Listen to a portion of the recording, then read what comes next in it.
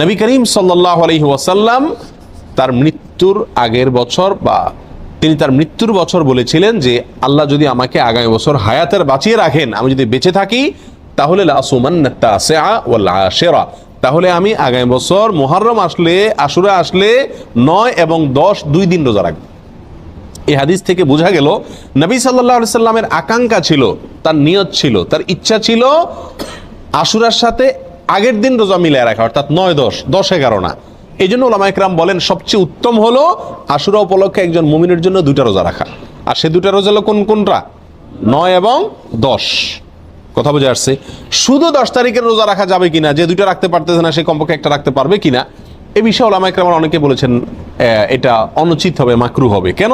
কারণ হলো ইহুদিদের সাথে মিল হয়ে যায়, নবী সাল্লাল্লাহু আলাইহি ওয়াসাল্লাম ইহুদিদের থেকে ব্যতিক্রম করতে বলেছেন, সেজন্য একটা রাখা উচিত নয়। আর অন্যান্য ওলামা ইকরাম বলেন যে নাই মামার চাইতে কানা মামা ভালো।